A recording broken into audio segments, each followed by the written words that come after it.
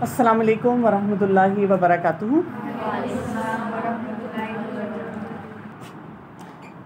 नहमदुहु व नुसल्ली अला रसूलिहिल करीम, अम्मा बाद, फ़ाऊज़ु बिल्लाहि मिनश शैतानिर रजीम, बिस्मिल्लाहिर रहमानिर रहीम। रब्बि शरह ली सदरी व यस्सिर ली अमरी वहलुल उक़दतम मिन लिसानी यफ़क़हू क़ौली। आज मेरा जो आपके साथ टॉपिक है which is very very relevant to your life, और वो क्या है? The filtered life, finding authenticity in a fake world. अगर हम देखें इन जिन टाइम्स में हम रह रहे हैं, तो हम क्या करते हैं कि जब भी हमने किसी से बात करनी है या हमने सोशल मीडिया पे कनेक्ट होना है, तो हम जो रियलिटी होती है उसको बहुत अच्छे तरीके से फ़िल्टर करते हैं और हम वो स्टेज परफॉर्मेंस देते हैं जिसमें हम लोगों के सामने बहुत खुश नज़र आते हैं। ऐसी रील्स रन करते हैं, चाहे वो ऑनलाइन हैं या इन पर्सन हैं, जिसमें लोगों को लगता है हु केयर्स, लेकिन अंदर से वी केयर अबाउट एवरीथिंग। हम बहुत सी चीज़ों के बारे में दुखी हैं, परेशान हैं, वी फील सफोकेटेड, और हमने हर जगह पे फेक परफेक्शन के साथ जाना है। ये हमने फ़िल्टर्स लगाए हुए हैं और इन फ़िल्टर्स के साथ हम अपने बहुत से काम कर रहे हैं, और इन फ़िल्टर्स की वजह से हम बहुत परेशान हैं। अगर मैं आपसे पूछूं, आपके साथ ऐसे हुआ है कि आपने बहुत सारी सेल्फ़ी ली हो और फिर आपने उनको देखा हो और उनमें से बहुत सारों को आपने डिलीट किया हो और आपने कहा ये भी ठीक नहीं, ये भी ठीक नहीं, ये भी ठीक नहीं, और फिर बार बार लेकर जब आपको एक परफेक्ट सेल्फ़ी नज़र आई हो वो आपने पोस्ट की हो। आप में से कितने लोगों ने ये काम किया हुआ है? बल्कि हमारी कोई अगर फैमिली पिक्चर हो तो उसको भी हम देखकर, अपनी पिक्चर को देखकर डिलीट कर देते हैं। अगर बाकी कोई कहे भी अच्छा लग रहा है सब कुछ, लेकिन हम उस नज़र से देख रहे होते हैं। फिर इसी तरह से जब आपको लगे कि किसी ने आपका कोई चोर पकड़ लिया, अंदर से कोई बात उनके सामने ऐसी आ गई है which is hitting you hard, तो फिर आपको कैसा फील होता है? आपको लगता है कि oh my God, I got trapped. समझ आ गई किसी को कि मैं क्या काम कर रही थी। थोड़ा सा हम इस लाइफस्टाइल को अंडरस्टैंड करें और थोड़ा सा अपने लिए क्लैरिटी लेकर आएँ कि हमें इस ज़िंदगी को कैसे गुजारना है। बिकॉज़ आप देखें, लॉट ऑफ टाइम्स हमारे साथ हो ये रहा है कि एक्चुअली ये जो हमने एक फ़िल्टर्ड लाइफस्टाइल बना लिया है, आर्टिफिशियल लाइफस्टाइल बना लिया है ना, वो हमें प्रॉब्लम्स दे रहा है। लेकिन हम उसकी प्रॉब्लम्स को आइडेंटिफाई करने के बजाय क्या करें, हम अपने घर वालों से ये कह रहे हैं आपका कसूर है, आप मुझे ये नहीं करने देते, आप मुझे सफोकेट करें, आप मुझे कोई लिबर्टी नहीं देते, आप मुझे बहुत ज़्यादा कंट्रोल करते हैं। उसकी वजह से क्या हो रहा है कि हम खुद कंफ्यूज्ड हैं। अगर हमारे पेरेंट्स कहते हैं अच्छा तुम्हें क्या चाहिए, हमें खुद नहीं समझ आती, हमारे हलक में फंदा लग जाता है और कई दफ़ा हम ऐसी बातें कह रहे होते हैं कि आपको समझ आनी चाहिए, आपको बताने का कोई फ़ायदा नहीं है। लेकिन द पॉइंट इज़ कि we ourselves don't understand what is happening inside us. हम वो बात नहीं समझ पाते हैं। तो फिल्टर्ड लाइफ क्या होती है? जब कोई भी इंसान एक सिलेक्टिव तरीके से अपनी ज़िंदगी को पोर्ट्रे करता है, आइडियल बनाता है, ऐसे उसको तराशता है, ऐसी वर्जन पेश करता है जो है नहीं, जो रियलिटी में नहीं है। अब आप इमेजिन करें, हर शख्स ये काम कर रहा है, हमारे सामने एक फ़िल्टर्ड रियलिटी लेकर आ रहा है, और उस रियलिटी को देखकर हमें ऐसी फीलिंग आती है कि सिर्फ मैं हूँ जो सफ़र कर रही हूँ, बाकी लोगों की ज़िंदगी देखो कितनी शानदार है। और ये फ़िल्टर्स हम कहाँ लगा रहे हैं? इंस्टाग्राम पे लगा रहे हैं, AI टूल्स को यूज़ कर रहे हैं आजकल, जिसकी वजह से हम अपनी ज़िंदगी को ग्लोरीफाई कर रहे हैं। अच्छा, इसी तरह कोई हमारी ज़िंदगी में छोटा सा मोमेंट आ जाता है जिसको हम कह सकते हैं कि कहीं बड़ा प्रोटोकॉल कोई इंसान हमारे पास है, हम उसके साथ तस्वीरें खिंचवा के लगा रहे हैं, लोगों को बता रहे हैं कि मैं बड़े फेमस लोगों को जानती हूँ मेरे सर्कल में, और मैं कहाँ कहाँ जाती हूँ, कौन कौन सी एक्टिविटी करती हूँ।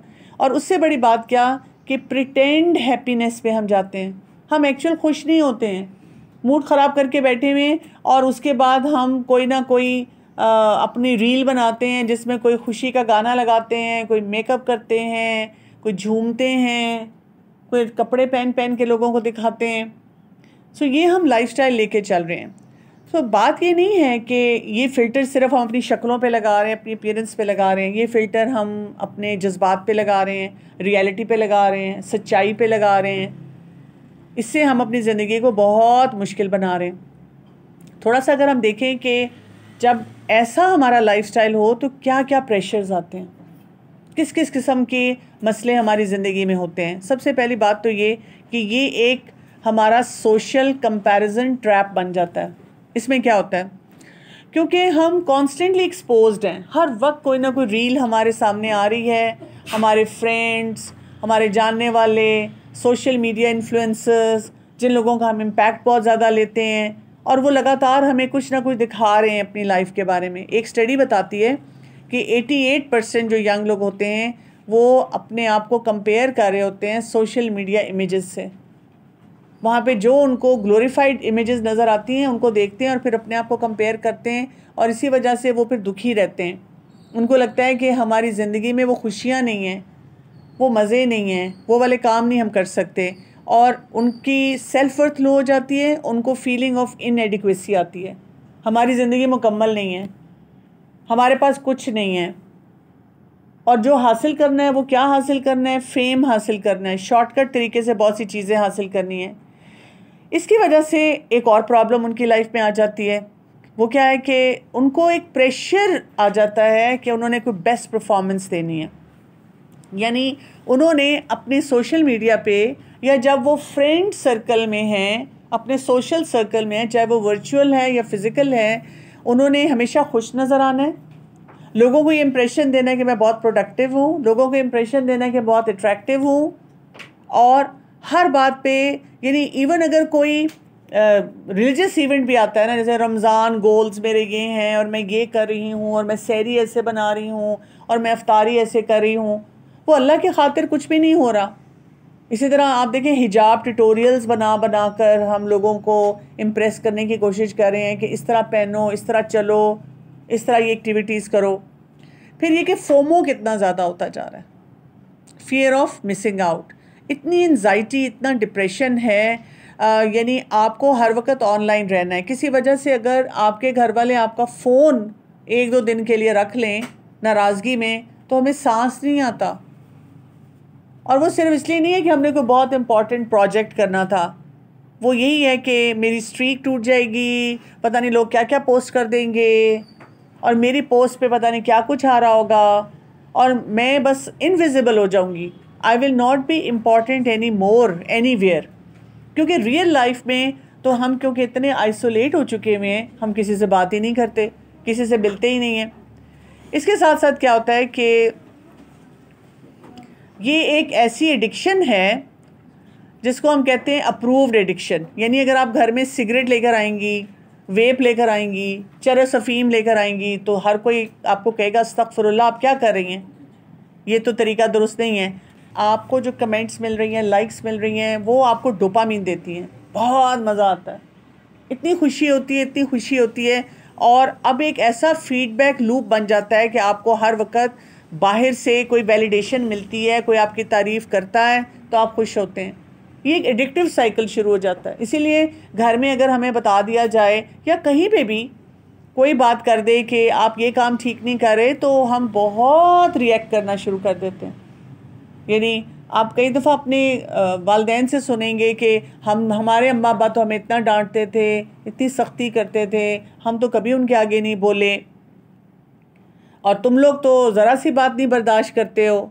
ये क्यों हो चुका है? ये इसीलिए हुआ है कि जब हम हर वक्त सोशल मीडिया पे लगे हुए हैं और वहाँ से कॉन्स्टेंटली कोई कह रहा है वाओ, कोई हार्ट्स भेज रहा है, कोई इमोजीज़ भेज रहा है, और जनाब इतने सारे व्यूअर्स हैं और इतनी हमें इम्पोर्टेंस मिल रही है, तो हमें ये लगता है कि हमें हर जगह रेड कार्पेट ट्रीटमेंट मिलनी चाहिए। बहुत, हम कुछ करें ना करें, हमने एक फ़ेक चीज़ लगा दी है, फ़ेक पोर्ट्रेल अपनी लाइफ का कर दिया है, लेकिन ये मज़ा बड़ा आना चाहिए, बहुत खुशी मिलनी चाहिए, और हम उसी चीज़ पे रहते हैं।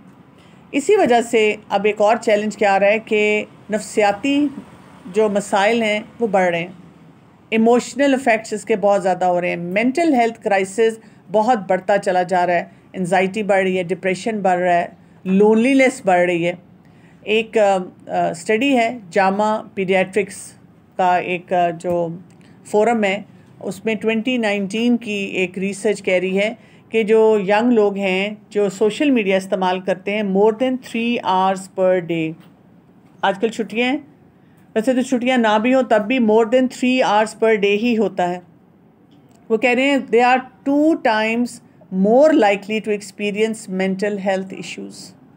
पब्लिकेशन है जामा पीडियाट्रिक्स 2019 की, कि जो 3 घंटे से ज़्यादा सोशल मीडिया का इस्तेमाल करेगा उसकी मेंटल हेल्थ के चैलेंजेस मल्टीप्लाइड होंगे, बहुत ज़्यादा होंगे।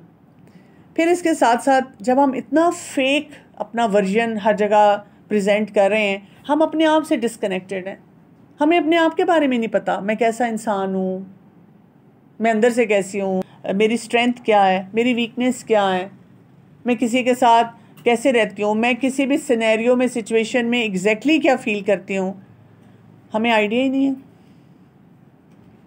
हमें बहुत अजीब सा लगता है अपने आप के साथ डिसजॉइंटेड, बस लगातार हम वही एक जो फेक अपनी आइडेंटिटी है उसको ग्लोरीफाई करें। इसके साथ साथ लोगों के अंदर शेम और गिल्ट बहुत ज़्यादा आ जाता है। ठीक, गिल्ट क्या होता है? गिल्ट ये होता है कि मैं अच्छी नहीं हूँ, मेरी हाइट ऐसी नहीं, मेरी लुक्स ऐसी नहीं, मेरा स्टाइल ऐसा नहीं, अच्छा मेरा फ़ोन अच्छा नहीं ना, उस पर फ़िल्टर्स इतने अच्छे नहीं, और मेरा घर अजीब सा है, मैं किस जगह पे बैठकर कहाँ से कोई अच्छी सी पिक्चर बनाऊं और वो किसी के सामने प्रेजेंट करूं। ये गिल्ट हमें हर वक्त हो रहा है। और शेम क्या होती है कि किसी को मेरी ओरिजिनल इमेज ना पता चल जाए, मैं क्या क्या कर रही हूँ, मैं कैसी हूँ, मेरा घर कैसा है, मेरी वीकनेसेस क्या हैं। शर्मिंदगी से हम इतना डरते हैं, इतना घबराते हैं कि हर वक्त हमने एक आर्टिफिशियल लाइफ जो है सबके सामने प्रेजेंट करनी है। इसकी वजह से बहुत इंसान थक जाता है, बर्न आउट हो जाता है, और आपके जज्बात जो हैं वो समझे कांस्टेंट ड्रेनिंग पे होते हैं। ठीक है, जैसे आपने एक फ़ोन फुली चार्ज किया हो, डिवाइस फुली चार्ज की हो, लेकिन आप उसको कोई आधे घंटे बाद देखें तो वो कंप्लीटली खाली हो गई है। हम कहते हैं इतनी जल्दी कैसे ड्रेन होगी। तो हमारा ये हाल होता है कि अगर हम किसी फोरम पे या किसी जगह से ओरिजिनल देसी खुशी हासिल भी करें, लेकिन क्योंकि ऐसी ज़िंदगी हम गुजार रहे हैं जिसकी वजह से हमारी बैटरी बहुत जल्दी ड्रेन हो जाती है। और जेन ज़ी के बारे में बार बार कहा जाता है इनके अंदर सिर्फ आइडेंटिटी क्राइसिस ही नहीं है बल्कि आइडेंटिटी फिटीग है। हर वक्त थके हुए हैं, सेल्फ हार्म में हैं, अपने आप को मारना चाहते हैं, खुश नहीं हैं, ब्लेम पेरेंट्स को करते हैं। पेरेंट्स बेचारे अलग बौखलाए हुए हैं, वो सारा दिन ये सोचते रहते हैं और खुशियाँ कहाँ से दें, बल्कि कई जगहों पे बैठकर वो कहते हैं ये भी दे दिया, ये भी कर दिया, ये भी कर दिया, फिर भी खुश नहीं है। तो माँ बाप को भी नहीं समझ आ रही कि असल मसला उनका नहीं है। अब असल मसला क्या हो गया है, वो जो एक और पेरेंट आ गया है घर में, एक और साथी आ गया, एक और कंपेनियन आ गया है। यानी माँ बाप आपको आपकी ओरिजिनलिटी पे रखते हैं, जैसे तुम हो वैसे ही रहो और वहीं से ग्रो करो, वहीं से अपनी स्ट्रेंथ को ढूंढो, उसी स्ट्रेंथ के मुताबिक चलो। लेकिन ये जो हमारे पास सोशल मीडिया आ गया, इसने हमें ऐसी फेक फिल्टर्ड आइडेंटिटी दे दी जिसकी वजह से हम कुछ के कुछ बन गए। आपने अभी आपने कहा है कि जो पेरेंट्स हैं वो आपको बताते हैं कि आप रियल लो है, यही कहते हैं ना कि आप रियल करो और जो है उसी के अंदर अपनी जो है स्ट्रेंथ्स को ढूंढा करो। लेकिन अगर मैं कहूँ कि कोई ऐसी बंदी जो कि कहती कि मैं बिल्कुल ठीक हूँ और मेरा सब कुछ ठीक है, मैं बिल्कुल सही चलती हूँ, मैं सब कुछ ठीक हूँ, मुझे कुछ पोस्ट करने की ज़रूरत नहीं है क्योंकि मुझे पता है मैं ठीक हूँ। लेकिन उनके पेरेंट्स बताते हैं कि आप नहीं ठीक हो, आप इस तरह चलती हो, आप इस तरह बात करती हो, आपकी हाइट ठीक नहीं है, आपका ये है, आपका वो है। तो ये अगर ऑपोजिट हो जाए तो इसके बारे में आप कुछ बताना चाहेंगे? देखिए, दो बातें होती हैं। जब भी हमें लगता है कि हमारे वालिदैन हमें कुछ भी कहते हैं तो उसके दो पर्सपेक्टिव होते हैं जो हमने देखने होते हैं। पहला पर्सपेक्टिव ये होता है कि हम जब वो हमें कोई कमेंट देते हैं तो हम अपना दिल बड़ा करके पूरी बात पहले सुनें और समझें। आपको मैं एक चीज़ बताऊंगी जो शायद इस स्टेज पे भी आपको शायद ना समझ आए ज़्यादा, लेकिन जब आप तकरीबन 30-40 साल की उम्र पे होंगी ना, फिर आपको बहुत अच्छी तरह ये बात समझ आएगी। कुरान में भी यही बात आई हुई है कि इंसान कई दफ़ा जिस स्टेज पे होता है ना, उसको वालिदैन की बातें समझ नहीं आती। इसीलिए कुरान में भी बार बार कहा गया है वबिल वालिदैन एहसाना, वालिदैन के साथ एहसान का रवैया रखो, ब्यूटीफुल मैनर्स रखो, ब्यूटीफुल तरीके से और बहुत आउट ऑफ द बॉक्स तरीके से उनका ख्याल रखो। इसलिए कि जब आप यंग हैं आपको समझ ही नहीं आता कि आपके पेरेंट्स आपके लिए क्या कर रहे हैं।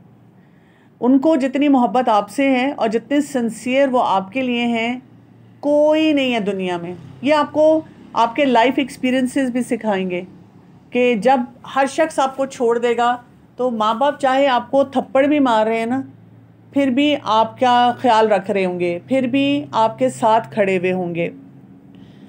तो पहले तो एक खुले दिल से वालिदैन की बात सुननी है। अब आपने वालिदैन की बात सुनी, अब आपने ये देखना है कि वो जो बात कर रहे हैं वो मुझे क्या सिखाना चाह रहे हैं। कभी कभी वालिदैन इतने एक्सपीरियंस नहीं होते हैं कि वो आपको सही बात सही तरीके से सिखाएं। जैसे मैंने थप्पड़ की बात की, कभी कभी वो आपको प्यार ही करना चाह रहे होते हैं और आपको ये बताना चाह रहे होते हैं कि बेटा जो तुम स्टेप ले रही हो वो गलत है, ये तुम्हें तबाह कर देगा, लेकिन उनको ये जुमले नहीं बोलने आ रहे होते, इसकी वजह से वो थप्पड़ मार देते हैं। मैं जस्टिफाई नहीं करूँगी कि अगर उन्होंने गलत तरीके से एक सही बात बताई है तो वो ठीक कर रहे हैं, लेकिन मैं ये चाहूँगी कि आज की नस्ल जो अपने आप को इतना स्मार्ट समझती है और कहती है, तो वो ये बात क्यों नहीं समझती कि मेरे पेरेंट्स अगर मुझे कोई बात कह रहे हैं तो उसमें असूल क्या है। Why are they saying this, वो क्यों ये बात बोल रहे हैं, मुझे उसकी बुनियाद समझनी है। कभी कभी ऐसे होता है हम उन्हें टाइम नहीं दे रहे होते और वो इतना फ्रस्ट्रेटेड फील कर रहे होते हैं कि हमें ये टाइम नहीं दे रहे, हम उनको वैलिडेट नहीं कर रहे होते, हम उनका मजाक उड़ा रहे होते हैं, हम उनके साथ अच्छी तरह से बात नहीं कर रहे होते हैं। इसकी वजह से वो इतने परेशान होते हैं, उनको तरीका नहीं आता ये बताने का कि बेटा मैं बहुत हर्ट हो रही हूँ, मेरा दिल टूट रहा है। क्यों? अगर एक माँ बता देगी, अभी सोच लें थोड़ी देर के लिए, अगर आपने कोई बात की अपनी वालदा से और आपने थोड़ी सी सख्ती से कह दिया अम्मी आप ये नहीं ठीक करती हैं, ऐसे है, और आपकी वालदा अगर आपको रोते हुए बताएं कि बेटा मेरा दिल टूट गया है, मैं बहुत दुखी हो गई हूँ, तुमने ये बात बोली, हमारा जवाब क्या होगा? क्या हम उनको गले लगाएंगे? क्या हम उनको प्यार करेंगे कि अम्मी आई एम सो सॉरी, मेरा ये मतलब नहीं था, मैं आपको सिर्फ ये बताना चाह रही थी? नहीं, हम कहेंगे चलें अब आपका इमोशनल ब्लैकमेल शुरू हो गया, आप मुझे इस तरह इमोशनली ब्लैकमेल करती हैं। ठीक है, पहले वालिदैन का पर्सपेक्टिव समझें, फिर ये देखें कि उसमें से प्रिंसिपली कौन सी बात वो दुरुस्त कह रहे हैं। ठीक है, मेरी आइडियोलॉजी के मुताबिक ये दुरुस्त नहीं है, लेकिन वैसे दुरुस्त है। मैं किसी किताब से पढ़ लूँ, सबसे पहले मैं दीन से सीख लूँ, कुरान में देख लूँ, अहादीस का मुताला कर लूँ, स्कॉलर्स की बात सुन लूँ, एक्सपर्ट्स की बात सुन लूँ, माहिर नफ्सियात से पूछ लूँ। अगर जितने एक्सपर्ट्स हैं मुझे कहते हैं वो ये बात दुरुस्त कह रहे हैं और आपको ये काम करना चाहिए, तो फिर क्या है, अगर मुझे नहीं भी अच्छा लगता, मेरे मिजाज के भी ख़िलाफ़ है, तो मुझे वो काम करना चाहिए, पहली बात। दूसरी बात ये कि अगर वो मुझे इस तरह की बात सुना देते हैं, मतलब क्रिटिसाइज़ कर देते हैं, कई वालिदैन ओवरली क्रिटिकल भी हो जाते हैं, आपकी छोटी छोटी बातों पे आपको पिक करना शुरू कर देते हैं, आपके साथ ज़्यादती करते हैं, आपको कोई जुमले बोल देते हैं, आपको वहाँ पे खुशी का एहसास नहीं होता, आपको चीज़ें अच्छी नहीं लगती जो वो बोल रहे हैं, तो आप उनको बहुत प्यार से बताएं, आप उनको बहुत प्यार से कहें। उस वक़्त फ़ौरन ना बोलें, बाद में बोलें कि अम्मी अब्बू जब आप मुझे ये बात बोलते हैं मुझे बहुत तकलीफ़ होती है, मुझे बहुत दुख होता है, और मैं अप्रिशिएट करूँगी अगर आप मुझसे इस तरह से बात करें, या मैं चाहूँगी कि हम इस मसले को अच्छे तरीके से हल कर लें। अगर आप बोलेंगे तो क्या होगा बताएं मुझे, कभी हमने ऐसे बात की है? कभी हमने ऐसे मसलों को समझा है? नहीं, हम नहीं करते ऐसे। और कभी कभी अगर आपके वालिदैन का अपना कोई ट्रॉमा होता है जिसकी वजह से वो इस तरह बिहेव कर रहे होते हैं, मसलन उनको एंजाइटी और डिप्रेशन है, उनके और तरह के चैलेंजेस हैं, तो आप उनमें उनको फैसिलिटेट करके फिर उनको समझा सकते हैं। तो it all comes down to good communication skills. जब तक हमारे कम्युनिकेशन स्किल्स अच्छे नहीं होंगे हम ये काम नहीं कर सकेंगे।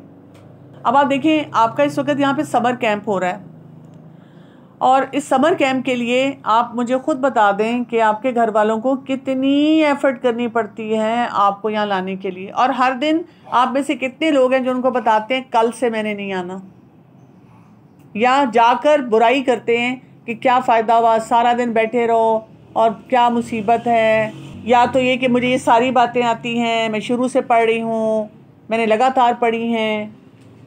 और फिर आप सोचें उस माँ की एंजाइटी जिसने आपको सुबह 10:30 बजे यहाँ भेजना है, 10:30 बजे उन्होंने आपको भेजना है और आपने नहीं निकलना 10:30 बजे, आपने मुश्किलों से उठना है, मुश्किलों से आपने क्लास में आना है। तो आप सोचें फिर इससे ताल्लुकात ठीक नहीं होते। ठीक है, तो चीज़ों को ठीक करने का एक स्मार्ट तरीका होता है। और मैं समझती हूँ कि जेन ज़ी जो है वो बहुत स्मार्ट है, लेकिन प्रॉब्लम ये हो गई है कि उसने अपने आप को इस सोशल मीडिया की वजह से इतना आइसोलेट कर लिया है कि वो स्मार्टनेस सारी उनकी जा रही है फजूल बेकार कामों में। अगर वो रिलेशनशिप बिल्डिंग के तरीके सीख लें और उनसे बात करना सीख लें तो वो बहुत से मसलों को हल कर सकते हैं।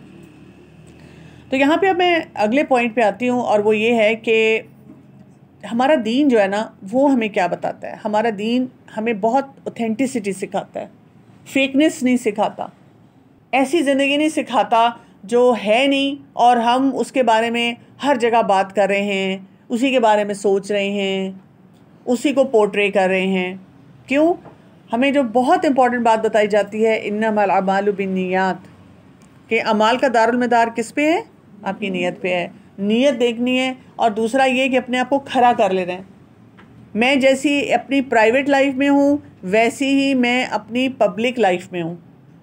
मुझे किसी को ये बताने की ज़रूरत नहीं कि मैं बहुत अमीर हूँ और घर में मुझे जो है आने टके का हिसाब जो है वो देना पड़ता है और वहाँ पे बहुत मुश्किलात हैं। मैं ऐसा काम ही नहीं करती।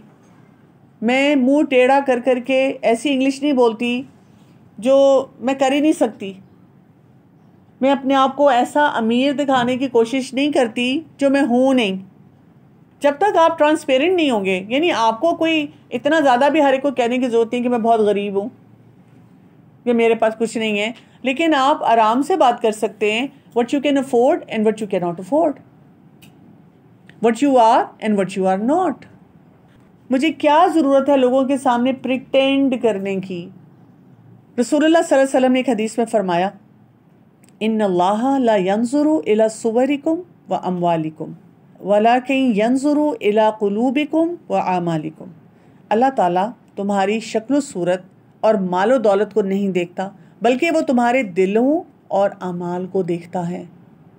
ये एक फ़िल्टर है हमारे लिए। अगर हम इसको लगा लें तो हमारी ज़िंदगी जो है वो बहुत आसान और मज़े की हो जाए।